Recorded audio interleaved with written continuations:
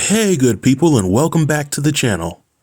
I just finished watching Hell's Kitchen season 23 episode 6, and if I had to give the episode a rating, I would give it a solid 7. This episode had plenty of drama in it, and tonight's elimination was long overdue. Now over the course of the review, I'll share my thoughts on 3 highlights for the episode, the elimination, and I will share my updated list of contenders and pretenders. So without any further delay, let's jump right in. The first highlight for the episode would have to be the introduction of Whit and her ego. In the very beginning of the episode, we see Whit feeling disappointed that there was no elimination in last week's episode, and she wished that Gordon would get rid of some of the dead weight on the red team. Now while I agree that the red team has some dead weight on it, if Whit was serious about being Gordon's next head chef, she would be a better leader on the team and take a more active role in helping the team win versus working as an individual on the team and hoping that the weak get weeded out.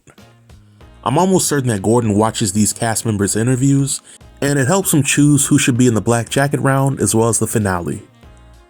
The second highlight for the episode would have to be this episode's challenge. In this challenge, the chefs have a cook-off to see which team could cook the best pasta dishes. Because the teams are still uneven, the red team is given the option of having one of their chefs pick which pasta they want to cook, and have the team choose which dish should go up before the judges. In my opinion, this is pretty unfair to the blue team, because last week, instead of the red team being given this option, the blue team had to have one chef cook 2 burgers, and that cost them the win. But Whit chooses to cook the same pasta that Brittany cooked because she felt that Brandon was the better cook out of the 2 of them. The red team chooses Brittany's dish over Whit, and Whit is pissed off because of this. The pasta challenge went pretty well. The judges had pretty good compliments for most of the dishes, and the only dishes that the judges had issues with were from Lulu and Megan. But with the final score for each team ending in a tie, the judges pick which chef cooked the best dish out of everybody, and they choose Joe. I'm not surprised that Joe had the best dish for the challenge because he is the pasta expert for the season, and he's always been a pretty solid cook when cooking in these challenges. Joe's main issue, from my opinion, has always been his performance during dinner service. But at the end of the challenge, the judges asked to taste Whit's dish, and they agree that her dish was pretty good and might have won the challenge for the red team. It's pretty clear that Whit is starting to rub some of her teammates the wrong way, the same way Egypt was rubbing his teammates the wrong way. The third highlight for tonight's episode was dinner service. In my opinion, tonight's dinner service had its ups and downs. The red team started off pretty strong, and Whit is starting to become more vocal in the kitchen while showing the type of leadership skills that Gordon wants to see. However, the issues with tonight's dinner service started when Brittany and Hannah cooked more proteins than Gordon needed. The fish station, which was manned by Magali and Megan, also had significant issues because Magali continued to make mistake after mistake, and while Megan was a decent leader, she tried to give Magali some guidance on how to cook the fish, but Magali wouldn't listen and kept screwing up the dishes, which made me question if Megan had what it takes to control the kitchen and do what was necessary in order to save dinner service. Gordon ultimately kicks the red team out of the kitchen. The blue team has a totally different service. Lulu and Brandon had some miscommunications with their dishes early on, but the team overcame adversity and rallied to have a pretty good service for the episode. Anthony led the charge on the meat station, and he made his voice heard and showed the type of leadership skills that Gordon likes to see. I was also impressed with Egypt as he was able to dial things back and work as part of a team instead of by himself.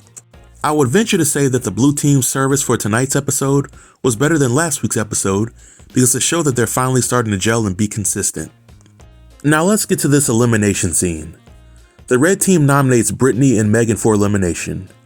In my opinion, Brittany is working on borrowed time, but she didn't deserve to be up for elimination tonight. This might be an unpopular opinion, but Megan should have been nominated for elimination tonight. Although Megan is an amazing cook, and she has a pretty good record when it comes to dinner service, tonight she crumbled when she had the opportunity to show leadership skills and stop Magali from messing up. Magali, on the other hand, set the team back several times and deserved to be up for elimination. So I wasn't surprised that Gordon got rid of Magali because it's clear that Magali is a good chef, but she's just not ready to be in a setting like Hell's Kitchen.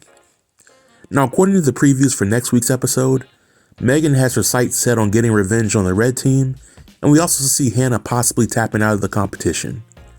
I think that the previews are a misdirection, with Megan not doing anything out of character, and with Hannah being talked into staying in the competition.